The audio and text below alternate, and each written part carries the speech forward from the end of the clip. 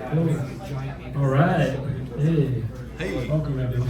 How's it going? My name's Troy. If I haven't met you yet, with the Arizona Psychedelic Society and Phoenix Psychedelic Society. We've got a great event for you tonight. Appreciate all you guys showing up to our Monday Night Talk series here. Tonight we have Chris Hull. He's one of our members. He's been coming for a long time, and he's been on an interesting journey these past few months, working with some psychedelics and plant medicines, and we are a psychedelic society. So we love to hear from experts and doctors and all that stuff like we did last week, and also members with their own personal experiences. So love to invite him to come up and share what he's got to share, so please welcome him.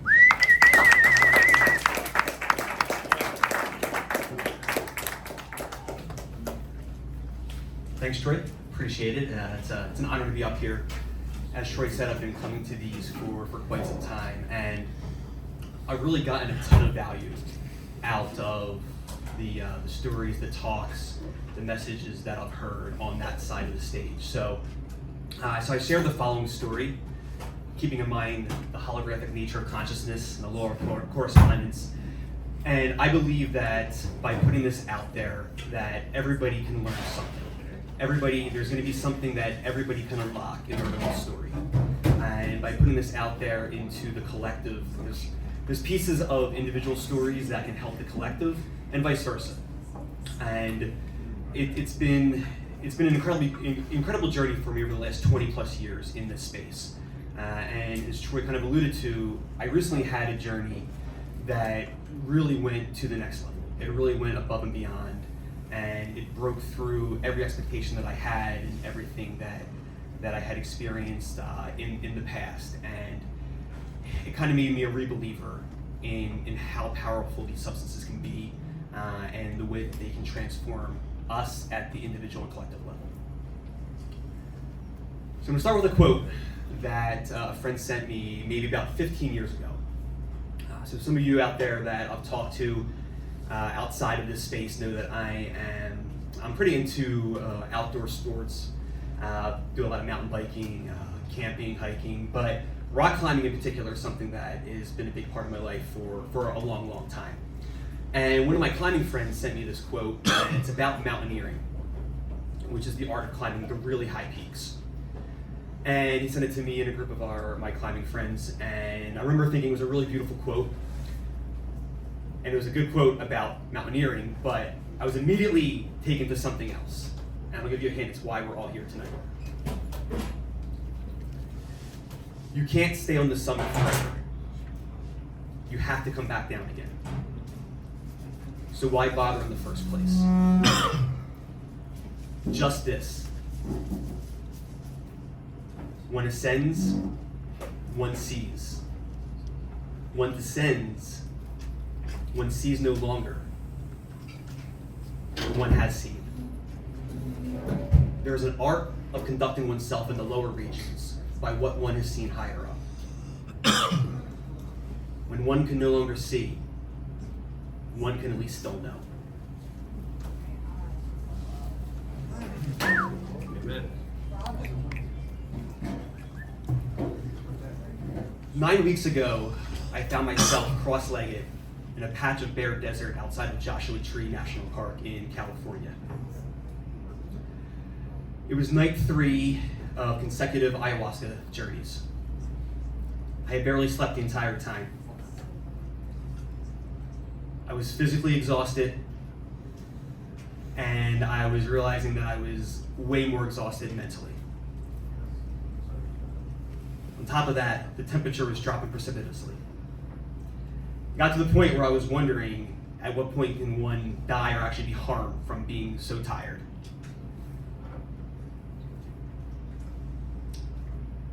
About 20 yards away from me, there was a geodesic dome in which the ceremony that I was supposed to be taking part in was taking place. The first 2 nights were great. They were challenging, they were interesting, they were valuable. They all had their own moments, but they were wonderful in general. This night, though, something took a turn, and the space became incredibly dark. It became very scattered. I had lost connection with every single person in there. I didn't trust the facilitators anymore. The container itself began to just simply break down. At that point, the previous hour had been one of the darkest of my life. I left the dome a number of times thinking I could get some fresh air, walk back inside, and that things would settle down. I could go over to my space and settle into a journey. Each time I went back in, it got worse. And there was something inside of me that was saying, Chris, nothing in here serves you. Get out. So I listened to this voice. The only problem is, where do I go? There was a little casita that I went over to at one point. I hope I could just rest my head for a few, as there was a spare bathroom there they let people go to if they needed to or needed to cool off in general. There was this middle-aged Canadian couple that were in there that were just losing their heads. And so I turned around, I started walking out, and they're like, man, the energy changed tonight, didn't it? Sure did. And they're like, do you know if they served the last medicine yet? I didn't want to break it to them that we were like an hour and a half into the ceremony, and we weren't going to be done anytime soon. So I just waved goodbye, wished them well, and went off. I didn't really know where I was going off to. It sounded like everywhere around me was dark and was uninviting. So I found myself cross-legged in that bare patch of desert, doing some deep breathing exercises, hoping that something would click, or some kind of sign, or something would point me in the right direction. And at that point, I remembered the lessons of the previous night. So the first night for me was pretty mellow, and on night 2, I had a really valuable and rewarding journey. So I ended up taking 3 cups of medicine because I was intent on having an experience. When I said I didn't come out here to see cupcakes and rainbows, like I'm here to do some work. And after 2 cups didn't really do much at all, I went for the 3rd cup, and within 10 minutes, I was like, all right, it's on. And the rest of the night ended up being very challenging at times, but an incredibly rewarding journey. And the short summary of it is that I ended up visualizing a number of different scenes, some just very typical psychedelic geometric scenes. There were some scenes that were very personal, and things that were going on that were just very, very specific. It was a very specific thing that was happening. And a lot of them were very beautiful, and I was enjoying them, but as the night went on, I found myself getting more frustrated. And this frustration was building more and more to the point where I was just almost a little angry. And then at one point, it wasn't just the visual stuff. The facilitators, they all walked around and they sung an Ikaru, which is a traditional medicine song, and they were playing their instruments, and it was really beautiful, but there's a part of me that was still in this state of frustration. And at one point, I thought, it's like, Chris, stop overthinking this stuff. Stop trying to control this stuff with your mind. And it just all clicked. It all clicked that was the lesson that the entire night had been trying to teach me. When I did my intention setting, I worked through a number of aspects of my life that I wanted to change, that I wanted to fix, that I wanted to do work in. And it was like, holy shit, that's what it's telling me. That all these areas, I'm overthinking it. I'm too in my mind, and that I need to get out of my mind a little bit and more into my heart.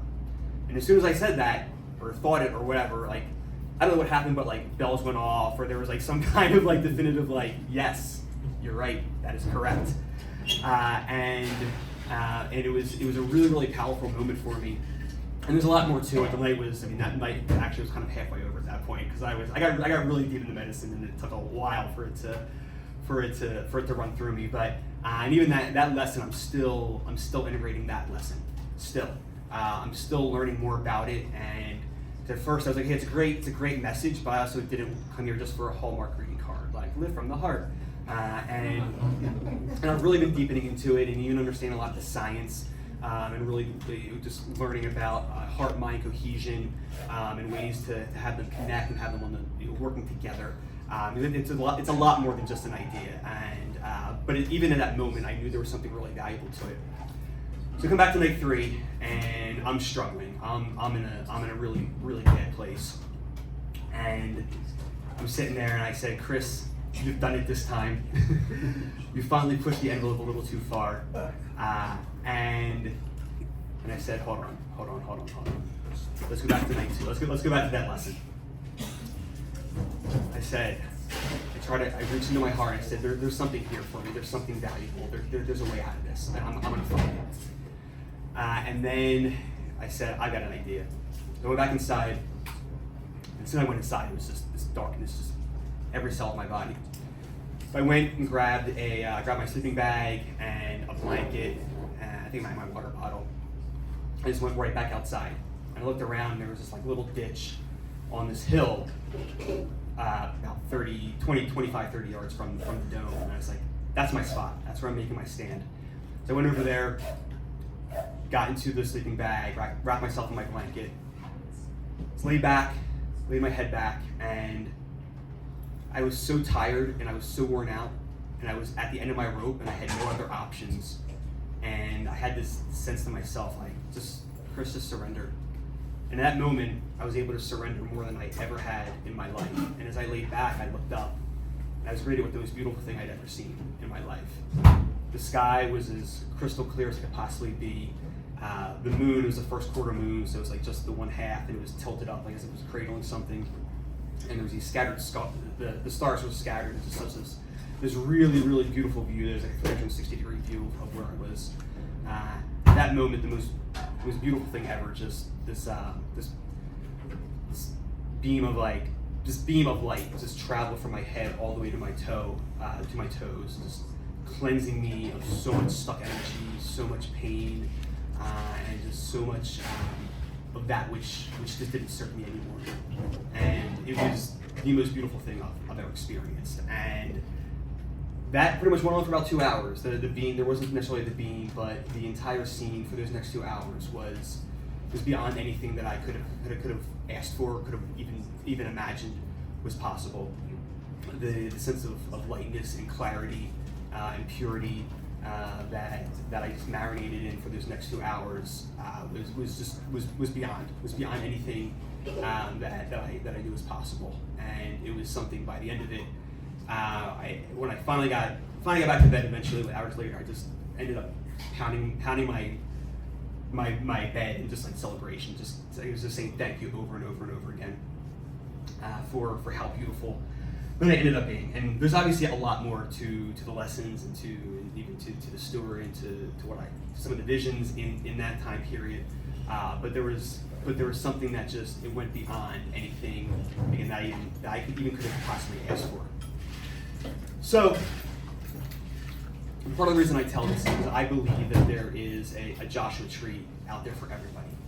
There is an experience that can transcend what you think is possible in terms of beauty, in terms of purity, in terms of cleansing, in terms of healing, and whatever it is you're looking for. There's something out there. There is an experience out there for you.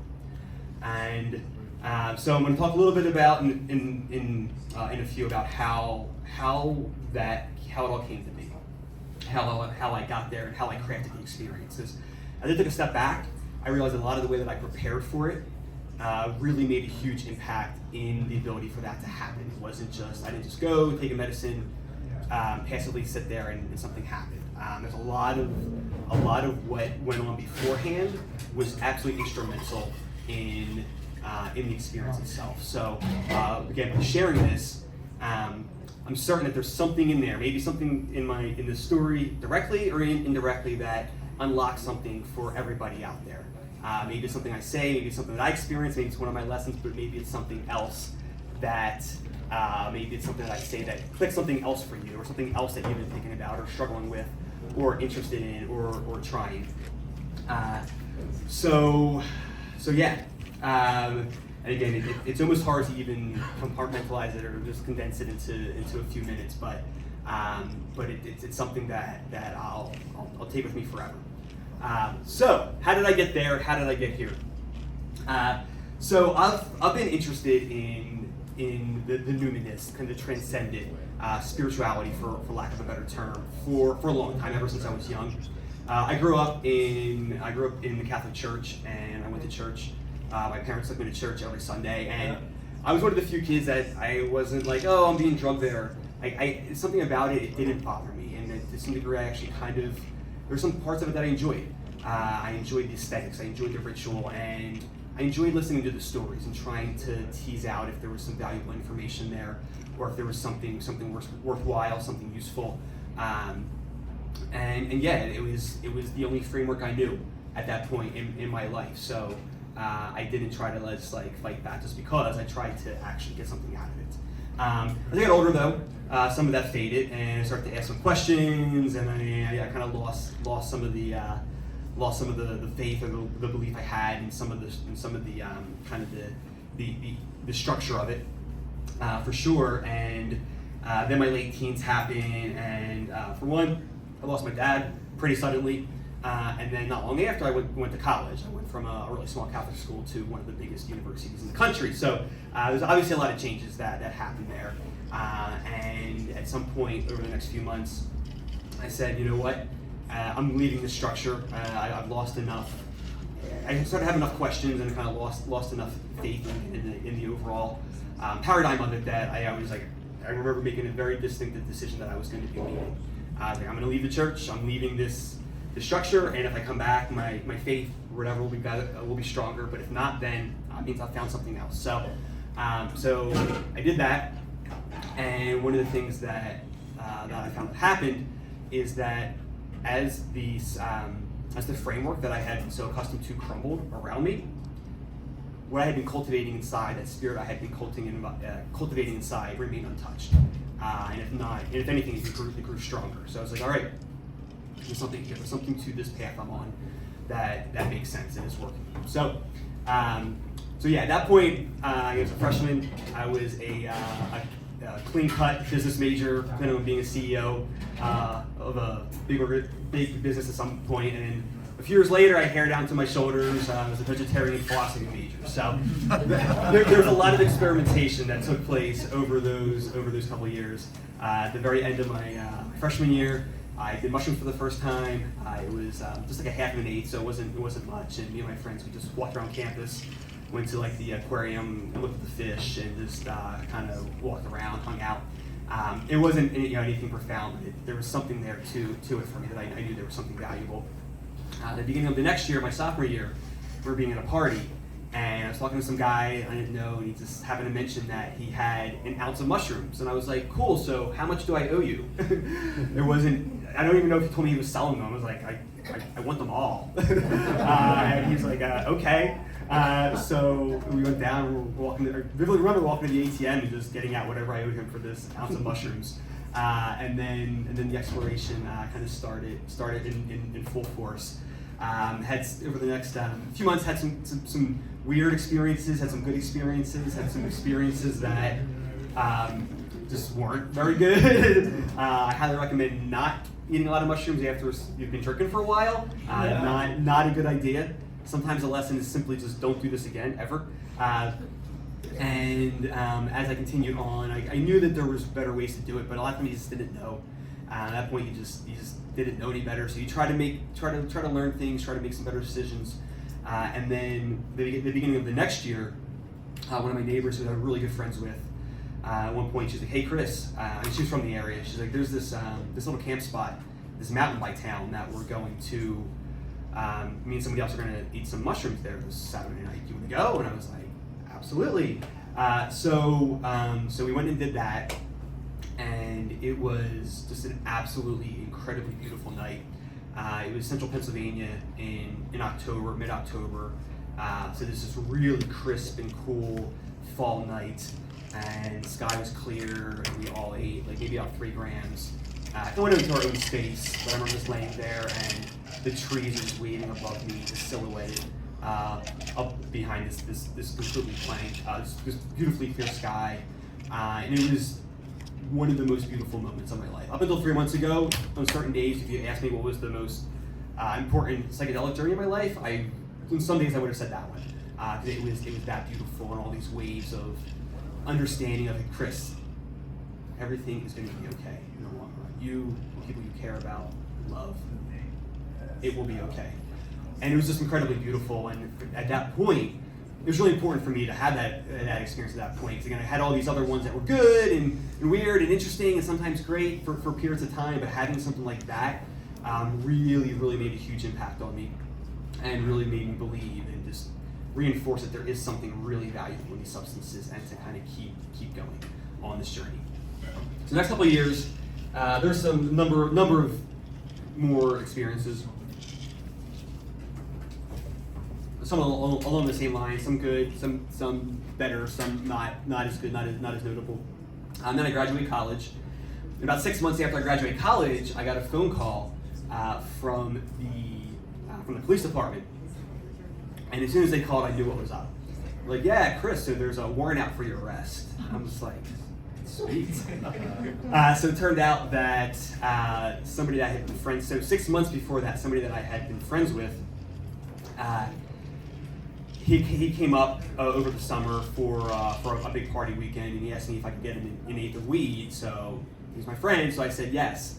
So it turned out he was working for the cops because he got in trouble doing something, and there's that one instance of that one bag of weed, and they pretty much threw the book at me, and they wanted me to become an informant. I was like, sorry, I'm not going to do it. I'm not going to rat one of my friends out. So I took the pinch, and I did 90 days in jail, and it ended up being one of the most important things that ever happened to me.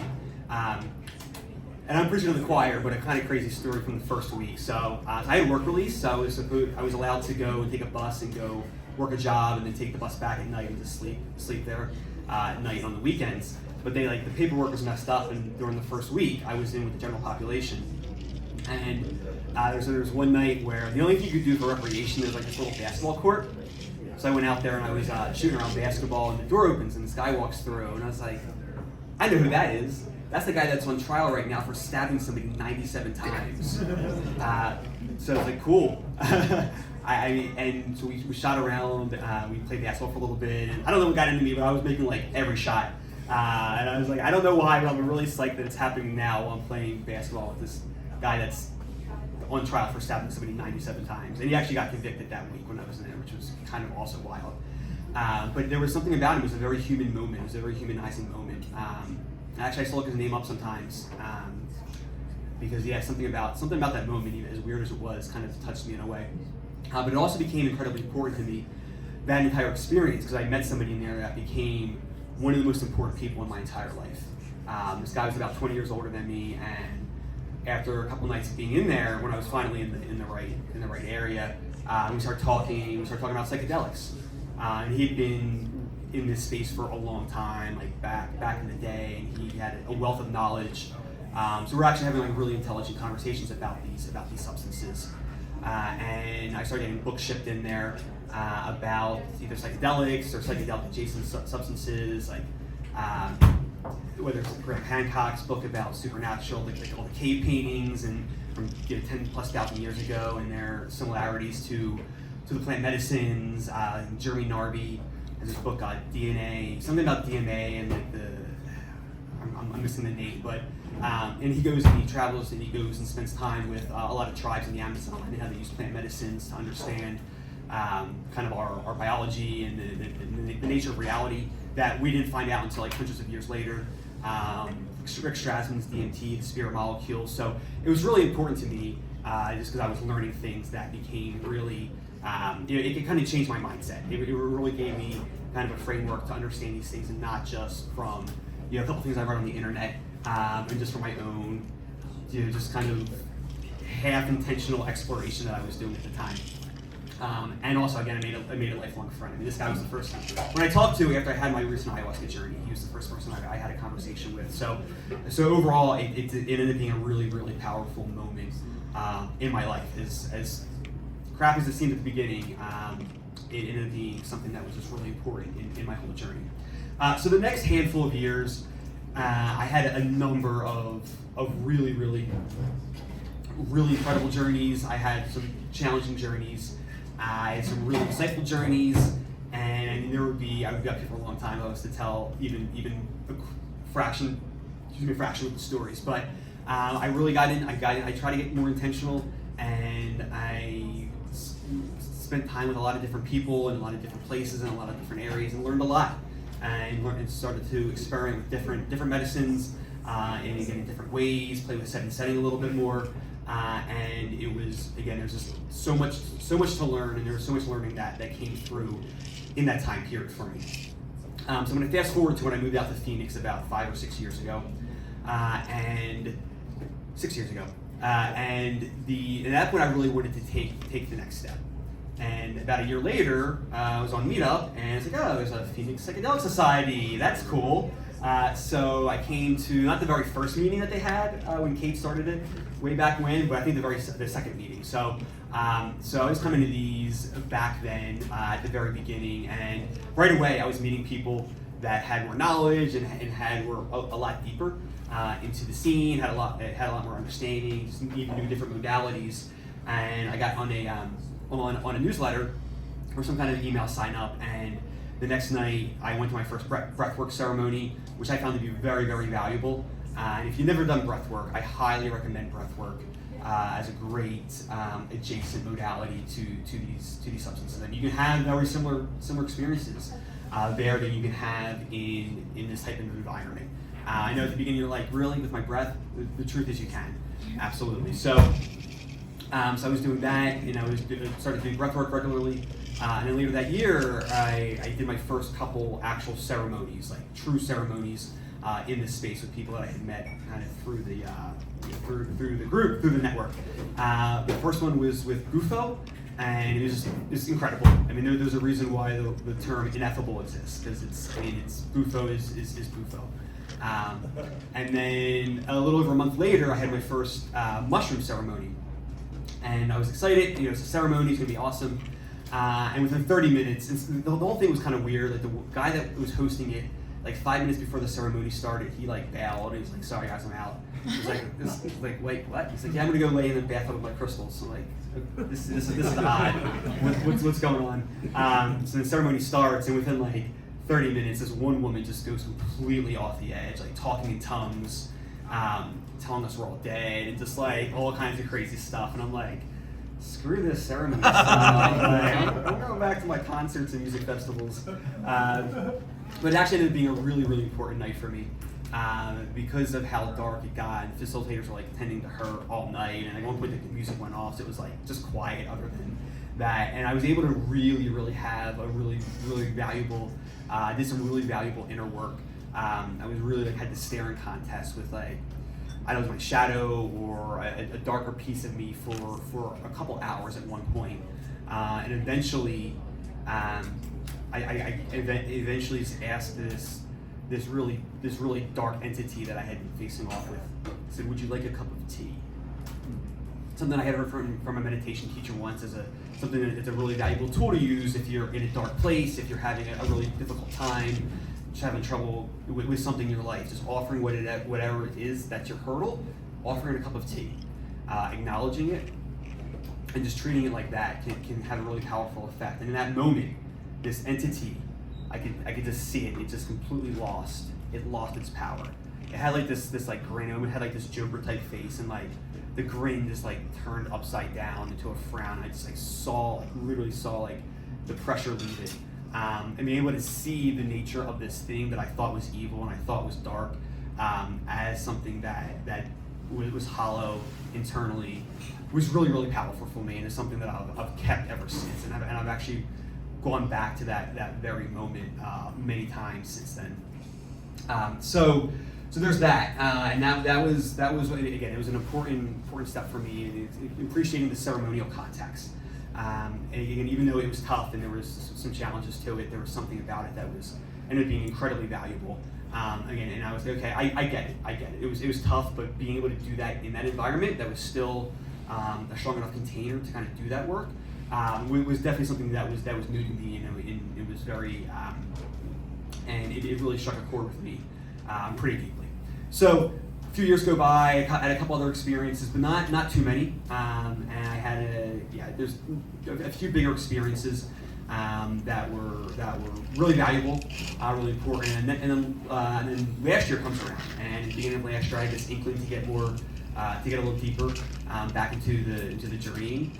And at that point, this group started having more talks. We started getting more things started happening here. I started to meet more people, and just things were going around. And I ended up having had some smaller journeys, but I had two bigger mushroom journeys last year that were both really, really valuable, both really potent in their own way. Really taught me a lot, and they kind of built off of each other. And quite frankly, a lot of the work that I had been doing, and some of the other work I had been doing, it really kind of was weaving this web. And it became, and as I stepped back, it became clear that they were all leading into each other, and there was all lessons that were being fed to me throughout the entire thing. And after the second one, I had been hearing about ayahuasca. It had been calling to me. I'd been hearing about it more and more. And after the second mushroom trip, that's when the call was just as loud as ever. And I was talking to somebody, and they recommended this group down in Tucson that runs ayahuasca ceremonies. And I was just like, okay, I'm getting the call. I'm feeling it. So I was checking out their website. And as I was scrolling through, I saw that they also did them in Joshua Tree. It was like Tucson, Joshua Tree. And as soon as I saw that, the hair on my neck just stood up. The place has always kind of had a mystique to me, and I think it has a mystique in general.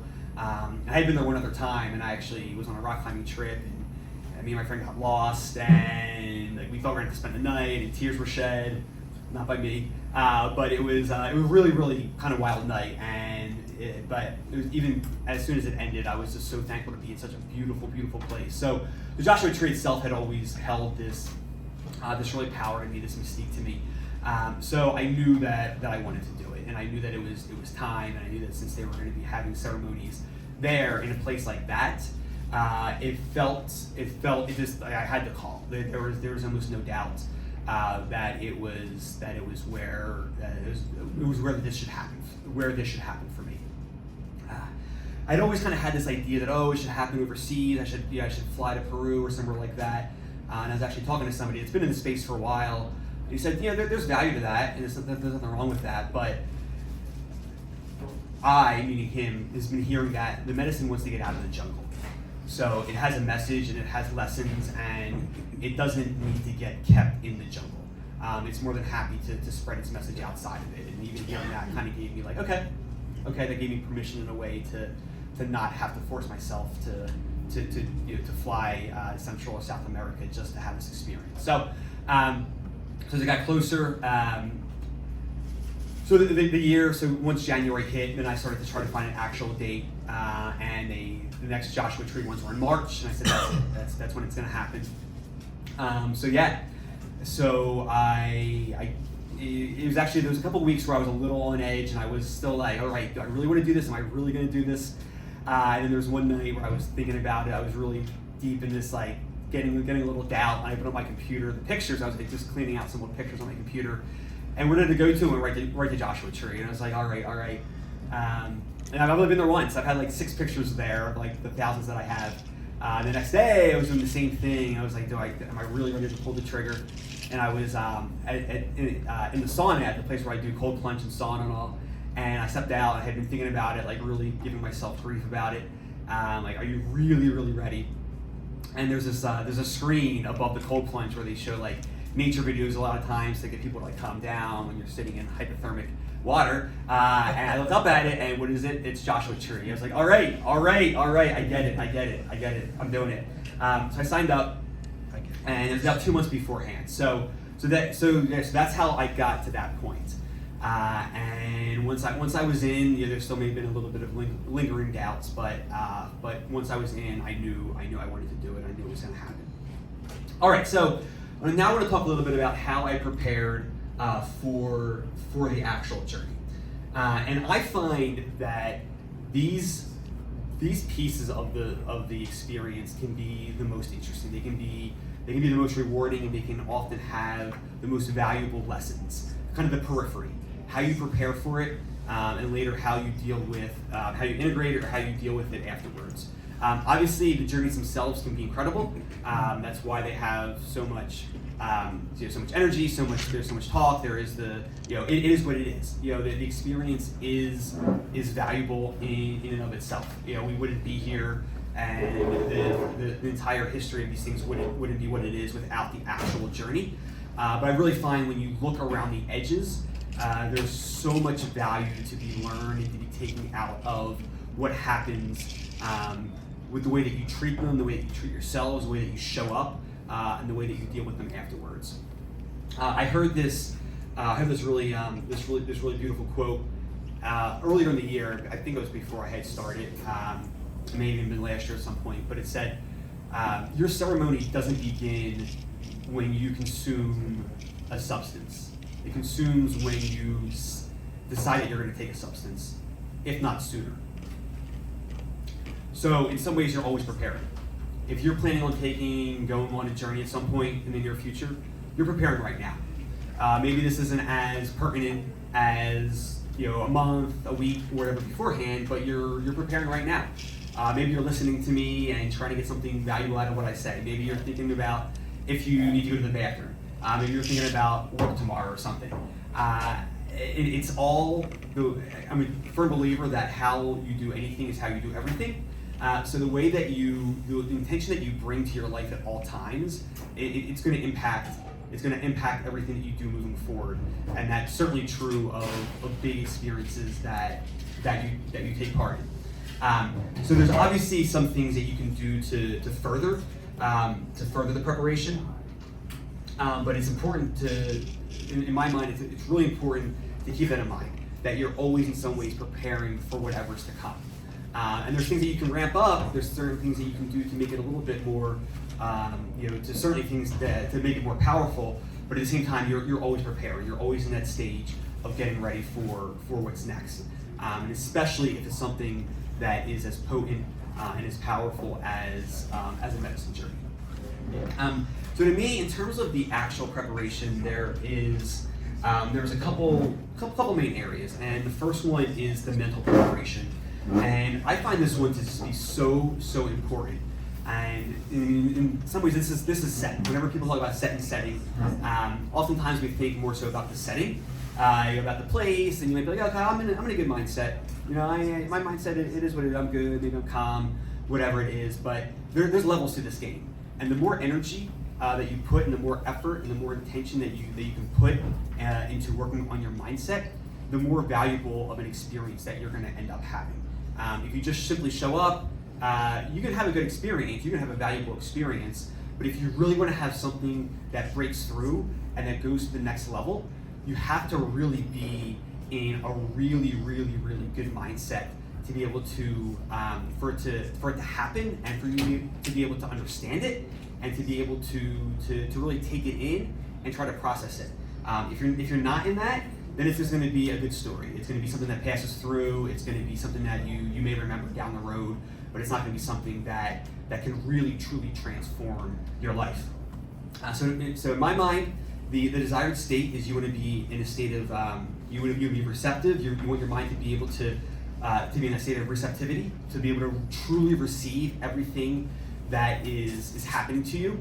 So a lot of times these things are subtle. It's not always a big shiny visual or big shiny object that's taking place. Sometimes there's subtle things that are happening. There's subtle clues. There's subtle signs. There's subtle things that are making the experience what it is. So being receptive, being in a state of curiosity, being in a state of openness, being in a state of resilience, being in a state of stillness as well.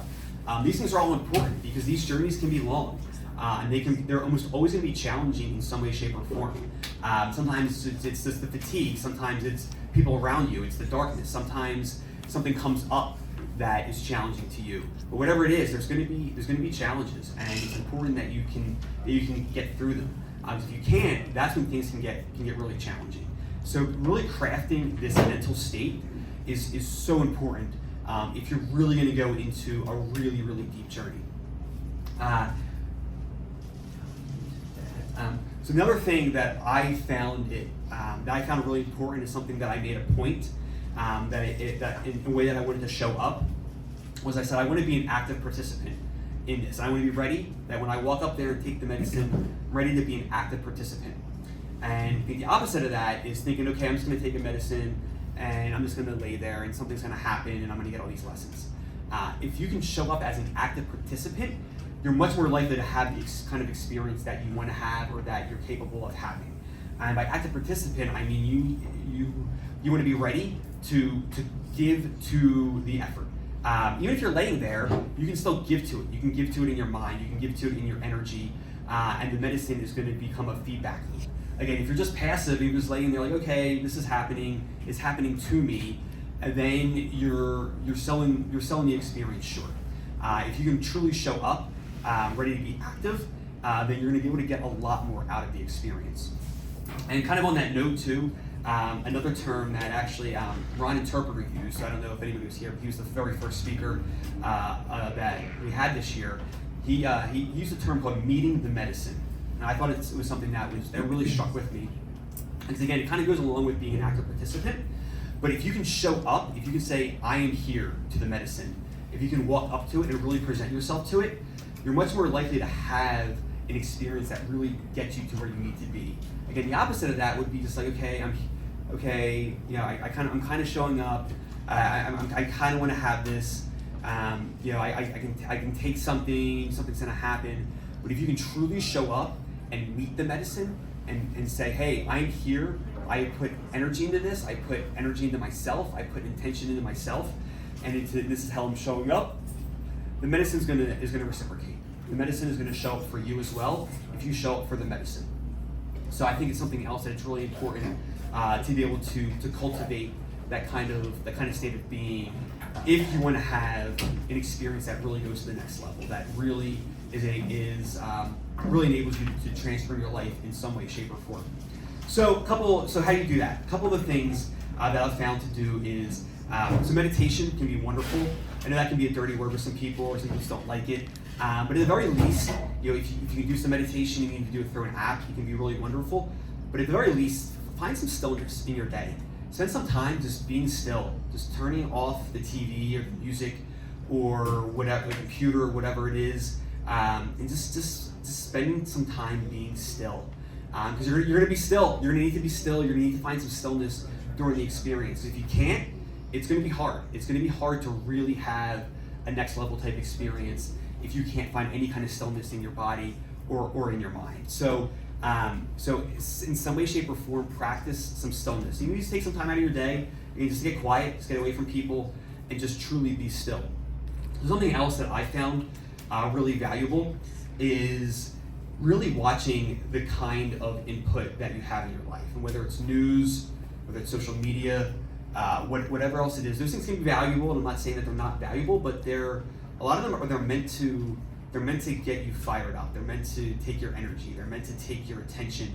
And if you consume these things too much, when you're leading up to a journey, it's going to be in your mind. It's going to be in your field of energy.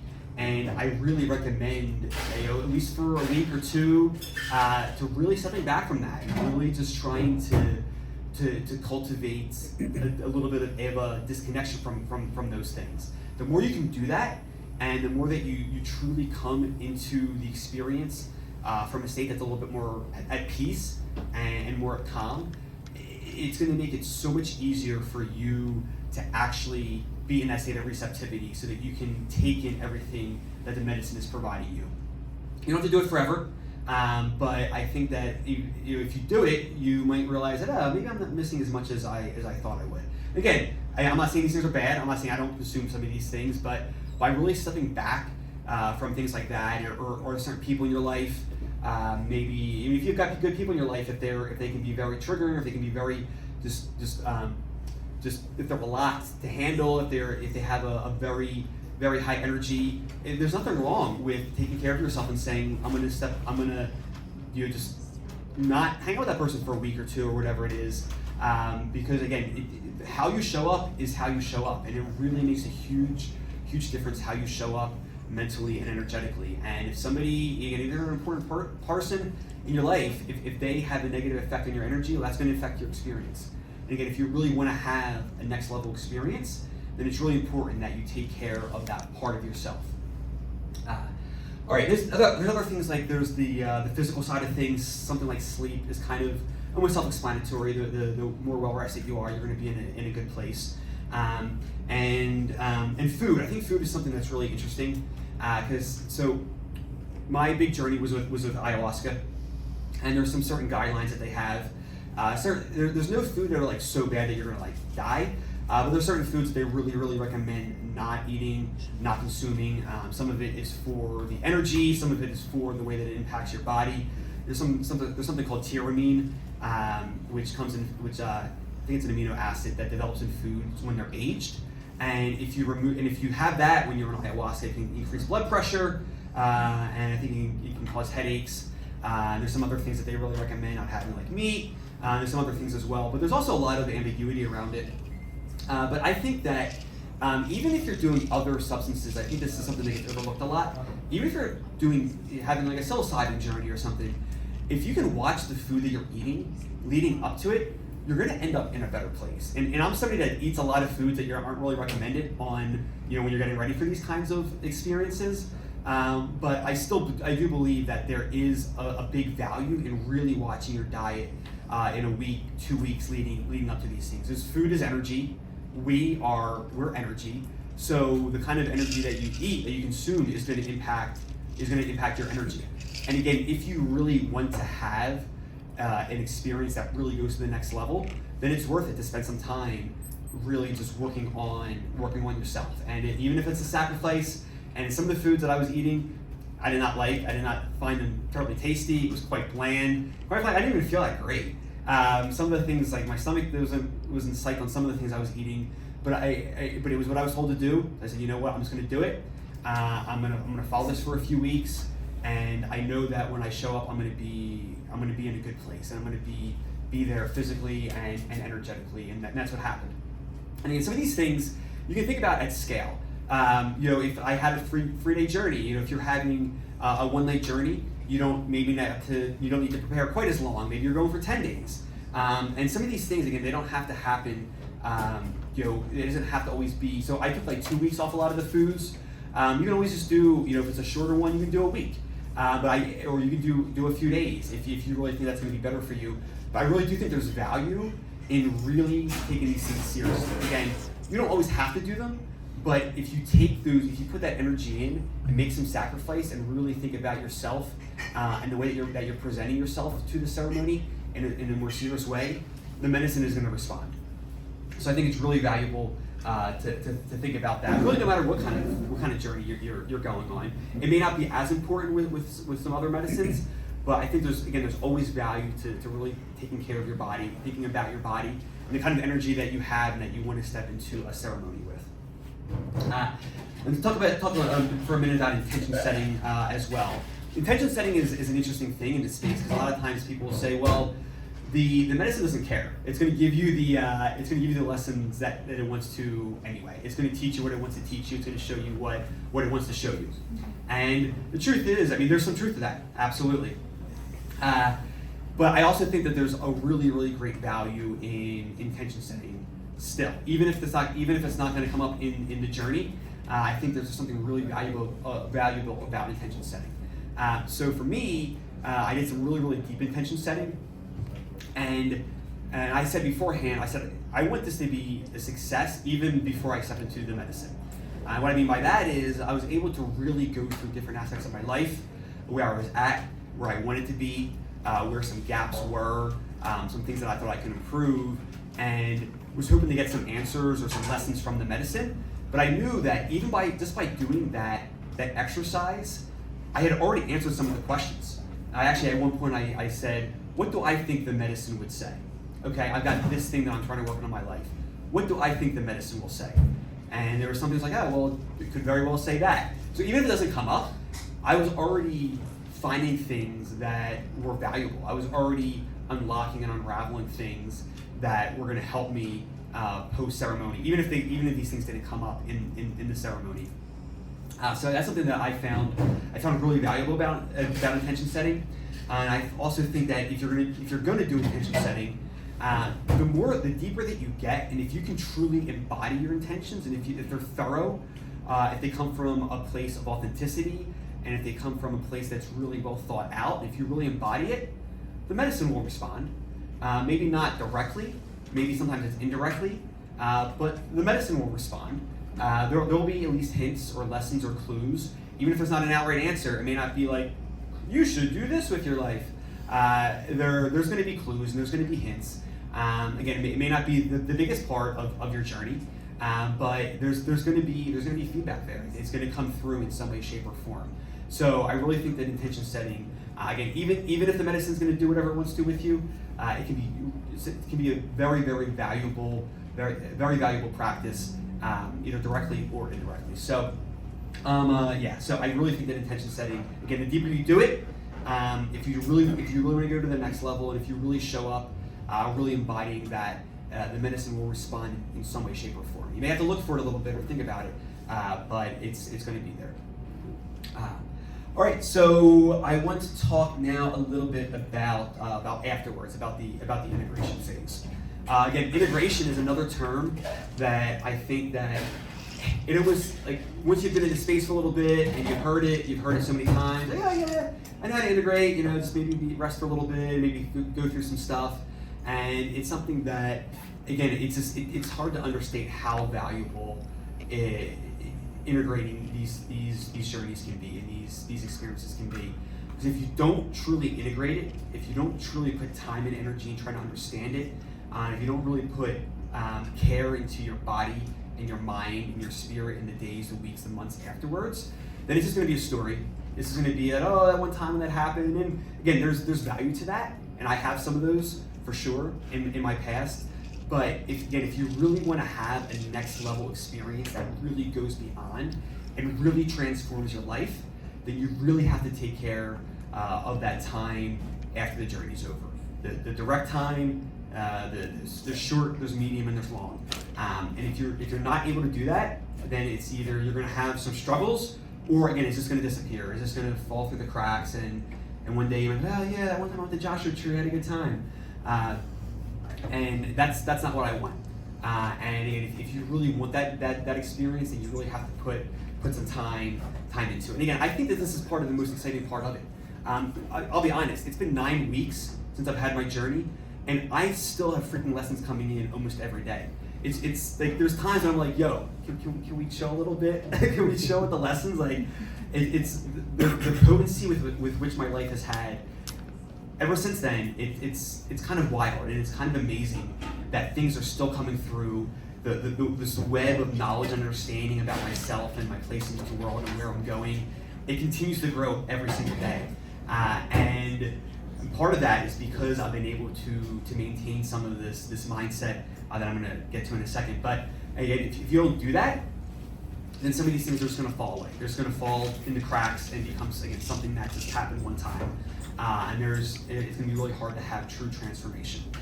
So there's a couple different stages, at least that I found, of integration. So one of them is I call it the ceremony / afterglow. And that's like really the immediate, like immediately after the ceremony's over. That night, the next day, the next couple of days, maybe a week, depending on how many you've done, how deep you went, what kind of medicine it was, all kinds of things can come up. But there's always going to be an afterglow. There's always going to be a period after it that's kind of more direct. And it's really important. A couple things in this is for one, just to get some rest, just to get some quiet time. Not trying to make big changes, not trying to make sense out of everything, to really, really, really just calm down. It's just give yourself some time to let everything settle in a little bit. There will be some time to make sense out of everything, especially if you keep having lessons like I still am. But it's really important, I think, in that immediate after section to really take some rest. Now, you don't want to go too far. You don't want to spend 2 weeks just sitting on the couch. Oh, I got to integrate. on the couch 2 weeks later, because there's a point where you do want to start grounding. You do want to start doing some of your normal things, and you just want to get back into some kind of routine, because grounding is important as well. These medicines, again, especially if you're going on a very, very big journey, they can take you to some places that are not grounded, and it's very important to get back into a place of grounding at some point in the near future. And you don't want to do it right away, but if you don't start doing something in the near future, then it can be negative. Because then you can start ruminating, and then you start just simply thinking in circles about some of the experiences. So it's really important to take some time to rest, but also at some point in that phase to start actually grounding, getting back into routine, moving your body, having conversations with people, talking to people, even if it's not about the experience. Maybe you've got loved ones or people close to you that don't know about this, that aren't really as familiar. You can still talk, even just talking about normal life things, or just having basic conversations, just connecting with people can be really valuable. It can be really valuable in the cleansing and grounding and just feeling like a human being again. Because it's as weird as it sounds. I mean, it can take some time to really feel like a human being in a physical body again.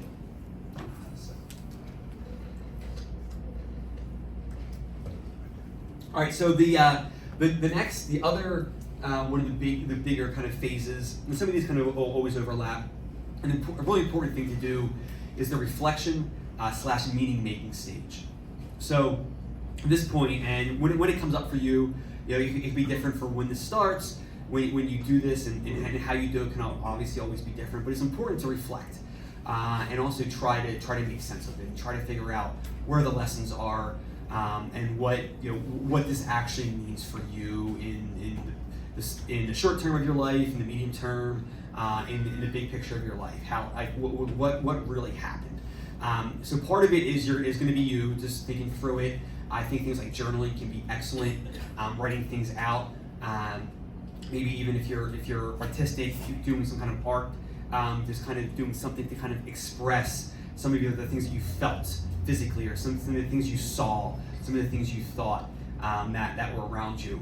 And this includes big things, this includes scary things, this includes things that were just simply transcendent or just beautiful. Because even sometimes those things, they can be difficult to accept and to really take with you after the fact. So just kind of thinking through these things. And for myself, even that night that was really dark and kind of led me to laying in the ditch and having this beautiful experience. I went through some reflection on that. Like, how dark was it really? Was it really that dark? Was everybody really in that bad of a place? And I mean, to some degree, that was my perception. So I had to go with it. I had to trust myself, and even though that was there was truth in it in some way, shape, or form, no matter what. But at the same time, there's still value in thinking through that. And is there a lesson learned for myself? Is there something, was it maybe everybody was fine, but somehow like something inside of me knew there was something other for me? So it was emphasizing all the darkness, so that I was forced to move and go to this other place that ended up being exactly where I was supposed to be. Because it was. I mean, I was supposed to be in that spot without any shadow of a doubt. But it's important to go through those things, and I think trying to make meaning again of some of the rougher things, some of the more positive things as well. And so there's the internal part, but there's also, it's just so important to talk to people. It's so important to find other people to have conversations with, whether they're people that you know, people that you're friendly with, that are in the space. There's also, obviously, at this point, there's a lot of people that do this, professionally, or in that space, and and there's some really wonderful people. Obviously, people here either do that or know people that do that, and it just cannot be understated enough how important it is, just the act of talking these things out. No matter what, you can think about things, you can ruminate on things, but just the act of talking things out is such a valuable tool in terms of processing things. To have another human being, and you can talk some things out, and as soon as you say it, it's like, oh wow, that seemed to make so much sense in my head, and now as I say it, it doesn't make quite as much sense. Or something else, you say it out loud, and you feel this sense of certainty, and you feel this truth, this energy of truth coming through. And you're like, okay, wow, that did have some real potency to it. It did have some real value to it. And obviously too, when you have another human being, they're giving you feedback. Sometimes it's direct, sometimes it's indirect. Maybe you say something, you see in their body language that they're like, huh, really? And then you're like, huh, maybe that wasn't what I thought it was. Or they'll give you feedback about, yeah, that's beautiful, that's insightful, that's important, that's valuable. So there really can't be any, you really can't overestimate how important it is to talk through these things. No matter what, even if you think you understand it, just talking through these things can be super valuable. And I'm in a place where I feel pretty blessed that I had a number of people to talk to, a lot of people in this room, people that I met in this room that aren't in this room now, and other people in my life, and I was able to have a lot of really good conversations. And in those conversations, I learned a lot. I learned parts of it that I struggled with, and that maybe I learned some lessons about what I should have done or shouldn't have done, or maybe I'll do next time, or how I want to, just integrate this in my life and change. But there's just something that is so incredibly valuable about speaking these things out, and getting some kind of feedback. Even if the person is just there for you, it really can't be stressed enough. Just that power of communication. Just in general, having humans support you is just so valuable in this stage. Again, even for people that aren't necessarily in this space, even if it is, you want to be careful if they're not in this space. You don't really want to talk about it too much. You don't get into the details because that can get a little hairy. But even if there's people that maybe you meet people here. One of the things I've found over the last 7 or 8 months is people want to connect. I've had lunch, I've had coffee, I've met up with so many people from here, some other similar things, and people want to connect. And I feel like it's so easy nowadays to get disconnected, and there's digital connection, which is not really real connection, but people want to connect with other human beings. They want to talk, they want to spend time out and grab lunch and do things like that with other human beings, even if you haven't known them for that long. And I really suggest, even especially beforehand, do that and connect with some people and have some people ready for when you come back, because it just can't be stressed enough how important it is to do that.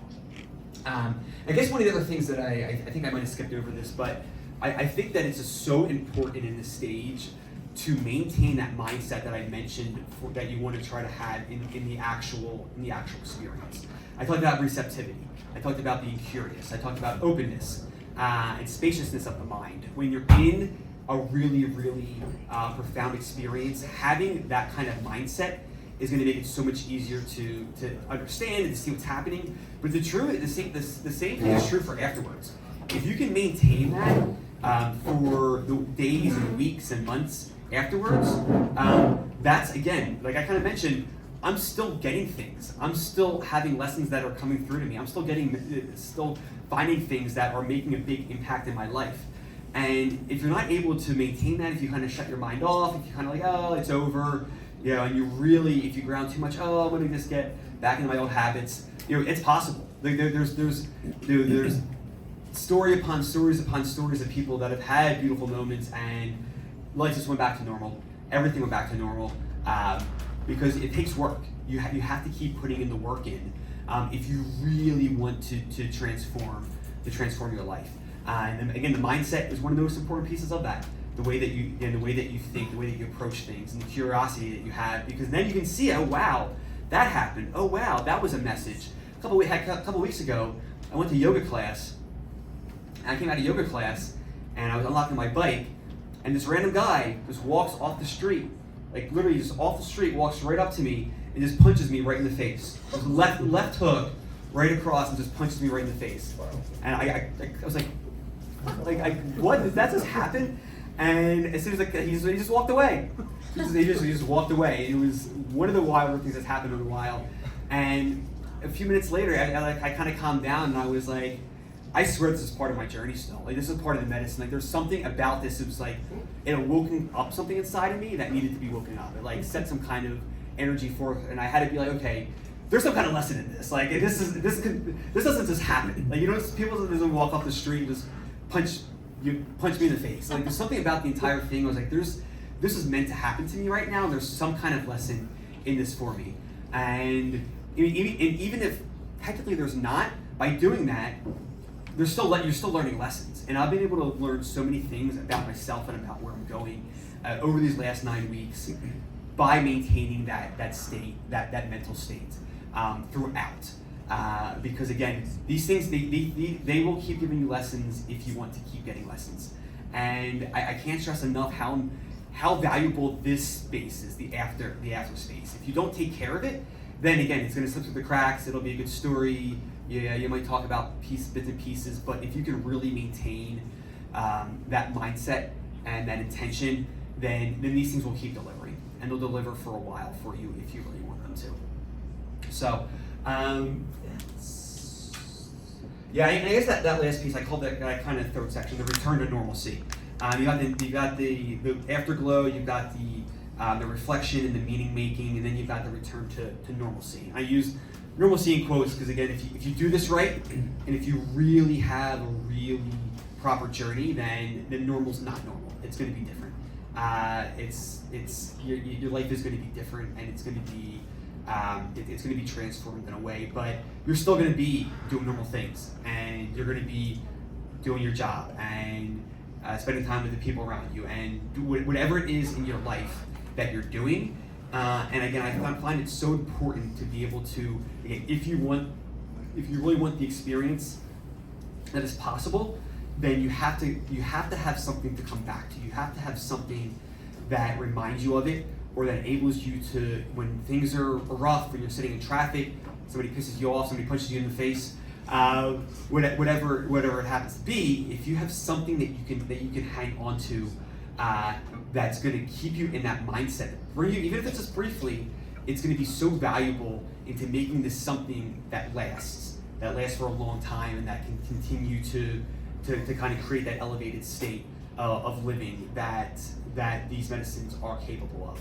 For me, there was one thing that happened when I was really deep in that vision piece on the last night. At one point, I started to get had this moment of despair. I was like, this is so beautiful, but man, I gotta go back. I gotta go back to normal life in a bit. And I had these visions of myself, like doing normal things, being here, going to yoga class, doing something else, and I saw myself doing it and like winking back at myself. It was like I was watching it happen, and I saw myself signing in for yoga, and then like I would like break the fourth wall and look up and like wink at myself. And a number of these things happened, and I was like, okay, it's gonna be okay. I just have to live, and just really living deeply was really one of the messages of that entire moment for me. Like, you're here to live deeply, just to really be alive as deeply as you possibly can in every moment. That's really the biggest thing you can do on this planet, is really just embrace being a human being, embrace all aspects of yourself, embrace the heart, and embrace the mind, and embrace the body, and feel it all very, very deeply. So by having that moment and the winking, and there are times where I get a little frustrated, or I get a little mad, or I get a little bit of anger, and I just think of the wink. I think of the wink, and it comes back to me. I'm like, all right. So again, by being receptive and by being open, you're going to be able to take things in that you can take with you. Even if it's just something small, something that you can take with you. So again, when you are in normalcy, when you are doing the everyday things that are going to come around, and when triggers come up, and when patterns come up, because they're not going to go away, something that can enable you to approach it from a new mindset, from a new perspective, from a new energy perspective, is just so valuable to really have something to hold on to, because if you don't, then it's going to slip away.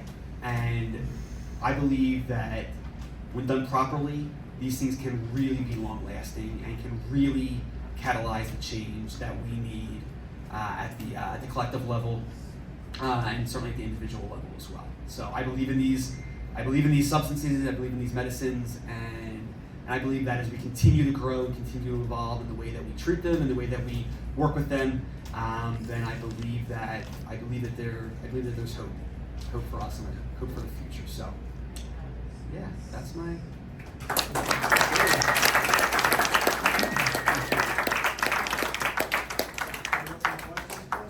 Absolutely, yeah. So I thought it was really beautiful when you shared about your sort of aha moment, if you will, out of Joshua Tree. Wondering if you could build a double click on that for a second and kind of talk us through a little bit about how that felt in your body. Knowing that it's going to feel different in your body than everyone else's, but just to kind of tease that out a little bit. And then you also talked about kind of meeting the medicine, right? Like, was there any like effort from you in that part, if you will? Maybe that's the wrong word, but you know what I'm saying? Or was it more of like, nope, I was just there and kind of stars aligned, if you will, what happened to me? There wasn't anything I could kind of do about it, or curious to know about that. Cool. Yeah. It's two interesting questions. So the first one is about the aha moment. Double clicking on the moment that happened when I was in Joshua Tree, laying in the sleeping bag, and kind of how it felt. And it's man, how it felt in the body. It's almost hard to describe how something like that feels. All I can say is that I felt like I was transformed into this holographic being of light, and I felt this sense of lightness, and that just permeated my entire being. I felt like I had tapped into my truest authentic self in a way, and that level of the body that almost transcends the physical body. There's a part that I didn't feel like I had arms and hands and legs and knees for it. I felt like I had truly turned into light. Now briefly, that only lasted for a little bit, and then I kind of came back a little bit into my body. Now at that point, it was a very, very beautiful feeling, and I felt there's this sense of spaciousness, I would say, in the body that I felt for the next couple hours when I was laying there. So I think at the beginning, I truly felt like this weightless being of light for a few minutes, and then it went into this kind of just very this sense of spaciousness that there's this that just was kind of just existing in this kind of. I always felt like there wasn't really the barrier between me and the world around me. It kind of dissipated, and I was kind of just I felt like I was really connected to everything around me at that point. Does that answer the question? Okay. And you talk about meeting the medicine. I think this is a really interesting question. This is something that I think that is really I find it to be a really valuable and a really important concept. So did it take any effort? I think was part of Troy's question. And I think at the end of it, when you actually get to the ceremony, I hesitate to use the word effort, because I think it's the kind of thing where if you put too much effort in, it can kind of like go backfire in a way. So I would describe it as, especially when I went up to actually consume it, walking up with a very strong sense of confidence and a strong sense of, I'm supposed to be here. I've done the work and I'm supposed to be here, and this is who I am. This is who I am. And even if I'm not like saying that necessarily, I'm not like, kind of throwing it out there, that's the way that I'm showing up energetically. Like, this is who I am, this is what I have to offer. I know I'm flawed, I'm not perfect, I've got my issues and this and that, but this is who I am, and I'm ready for this. I've done whatever work I've done whatever I've done in my past. This is who I am, and I'm ready for this experience. And I think this is having that sense of confidence that's truly embodied in all levels of myself, and showing up. And even just the way that I took the medicine, I mean, take it with confidence.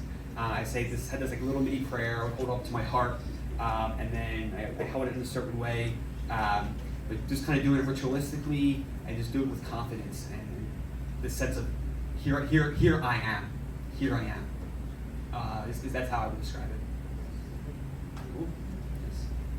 Yes. So probably already talked to you about this, but for the group, so prior to this, you'd had some pretty big psilocybin experiences and journeys before that. Would you say you could get to the same place with psilocybin, or do you think the experience from the medicine itself was different enough, to be a totally different experience? And if so, was that maybe due to the ritual, or was that, do you think the medicine itself being different? It's a good question. Referencing, kind of comparing this journey with psilocybin journeys that I've had in the past. I've worked a lot more with psilocybin over the years, and I've only had these three ayahuasca ceremonies, and I know it can be a very interesting plan, and there's a lot of people have a lot of different experiences on it. So just from my brief experience, there seemed to be something that was extra valuable about this one that I don't know if I could have had the same type of experience with psilocybin.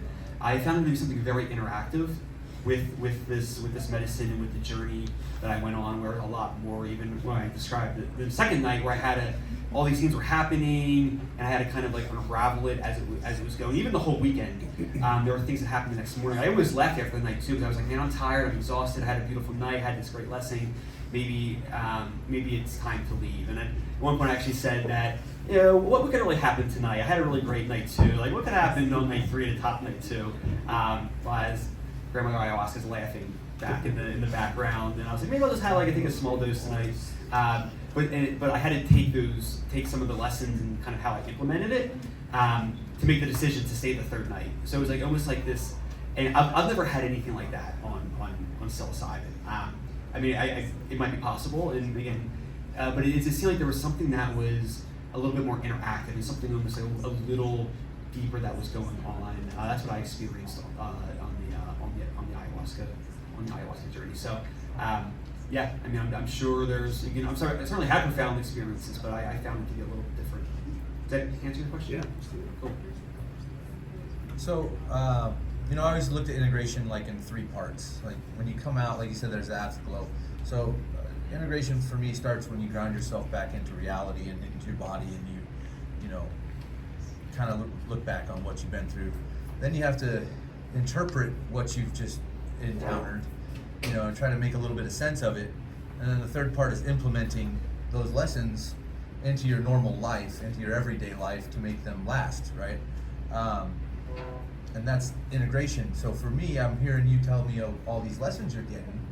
So what have you done with those lessons? Yeah, it's an excellent question. And it's funny you mentioned the word implementing, and that's when I was first thinking about this. I always used that term, implementing, in my title instead of integrating, because that is because there's the integration piece, and there's also like how you actually craft it into your life. And I mean, we could be here for a long time because there's been a lot of lessons, and I think that maybe I'll just kind of just talk about one. I'll kind of go down to one, because again there's a lot of different things that are still going on. And again, for me, one of the big lessons was about leading from the heart, and not overthinking things so much. And one of the things that I've been doing more is when I have decisions, or when I'm debating something or questioning something, really trying to use that process kind of. And at least what I've been doing is, you know, I'll tap into my heart, say this kind of, what do I feel? Like, what is my gut reaction? What is my gut feeling about something? And then I'll go to my head and I'll say, okay, hey, what do you think? And I'll let my head talk it out, use logic, use whatever it is. Because the lesson was never your mind is bad or thinking is bad. It says it's part of the process. So by allowing my head to have some thoughts, think things out, maybe write some things down, be analytical about it, kind of let it kind of have its say, and then come back, to the heart, and give it some time to let it sink in, and say, okay, now what do I feel? Now what is the embodied next step for me to go forward? So I think that and I'm still working through that, because it can be challenging. But I'd say that's one way I'm implementing. I'm implementing some of the specific lessons, because in terms of my actual life, there's a lot of there's a lot of different crazy things going on. But the way that I'm going about it, I think that's probably one of the more specific things that I'm doing in terms of implementing some of the lessons. You had a hand over there. I was wondering, when you talk about Mother Aya, when you do things such as this, do you feel this intelligence into your spirit? Good question. So, the question was, when I have something like this, do I feel the intelligence of the spirit? Absolutely. That especially became truer on the second night, and especially on the third night. And part of the reason I did 3 nights is because I knew that with this medicine, it can build up. And sometimes the first night, it's not necessarily going to happen. For a lot of people on the first night, they won't necessarily have a really strong experience, and that was true enough for me. And I think that's kind of almost goes back to the question Chris was asking, and I kind of answered it how it was more interactive. But I almost felt more of an embodied intelligence. Like there's always even with mushrooms, psilocybin, there's certainly an intelligence there. There's something that's there, 100%. But I think with Aya, there was definitely something that was a little bit more of an embodied intelligence. And it grew. Again, it kind of grew, and it was kind of there in waves. And again, it was a little bit more interactive the way that it would come out. But that especially throughout night 2, it was clear that it was happening, which is kind of how I knew to like start unraveling things. Even on the third night as well, there was absolutely some kind of intelligence that was there. And again, it seemed like more of an embodied intelligence. Again, more of a creative intelligence than the mushroom one, which is what I found. But I absolutely sense that for sure. Yeah, absolutely.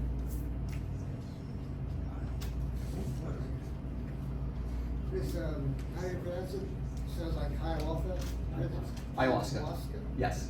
Is that sort of like a thing you do, a business, like you book it like an Airbnb and drive to Mexico?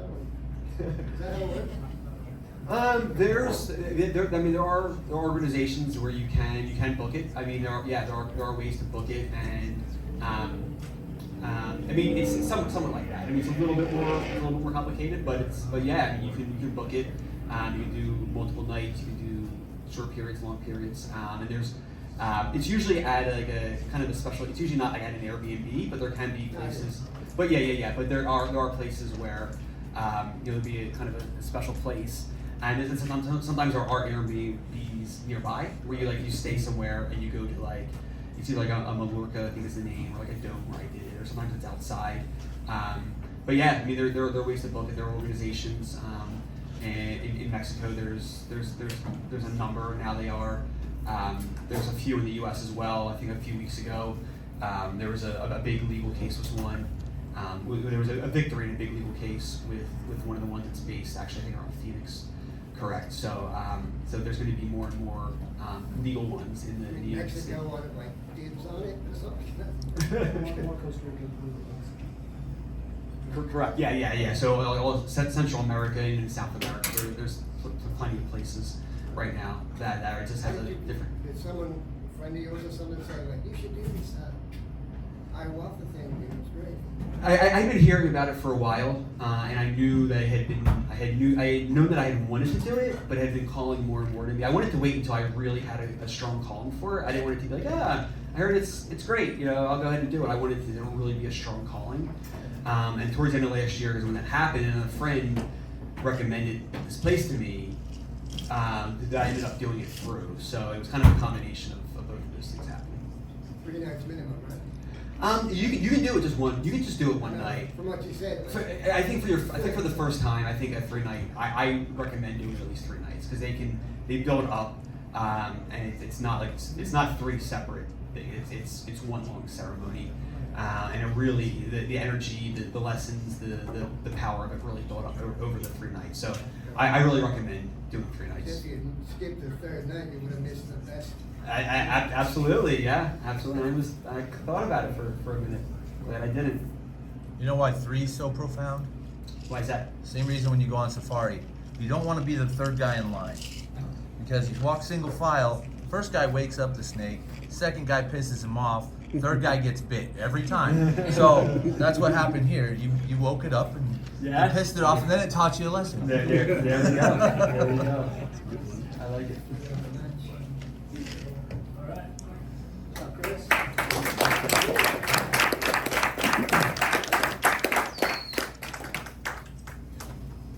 All right, fantastic. That was a great talk. Thanks for sharing. First of all, thanks for getting up here on stage and sharing a very personal, intimate story. That's not always the easiest thing to do. And I also really loved how you just broke it down, right? Your process, how you worked through it, beginning to end, all of that. Hopefully that was valuable for some of you guys who maybe haven't had those experiences or are curious about that. Also, Chris is a super nice, friendly guy. So if you guys want to ask him questions, he's usually here. I encourage you to connect with him, right? That's part of why we do this, is to build community and get people to know each other and you know, have maybe some more questions that maybe you don't want to raise your hand in front of 30 people, but you want to ask them in private or something. I'm sure you'd be open to that. So love that, and I also love the quote that you shared too. It's kind of what I'm sticking in my pocket, taking with me that you began with. That was really powerful. So thanks for doing that. Also want to just give you guys a couple updates on future events. So next Monday is Memorial Day, so we won't be here. But if you want to come hang out with all of us, you can come to my house because we're going to do a potluck. So you're all welcome, invited to come on out. The information should be on the meetup. Not really any requirements or anything. I'm going to have like plates and cups, utensils, all that stuff, bottled water and everything. So just bring something, whatever you want to bring. Or if you can't, just show up. That's cool too. We'll be hanging out. It's going to be a little later. We're going to do like 7:30 because otherwise it's going to be way too smoking hot in my backyard in Phoenix this time of year. But once the sun goes down, we'll be all right. So I encourage you guys to come out to that. And then the following Monday, we'll be back here. And actually Tracy, if you guys know the gal that owns this place, she's going to come up here and share with us about plant medicines that most of you all are drinking, like Kave and Kave. We'll be a little bit more educated about that and get her involved. And she's excited to share a little bit more about that. And come with your questions and all of that stuff too. So other than that, appreciate you guys coming out and have a good night, everybody. Thank you.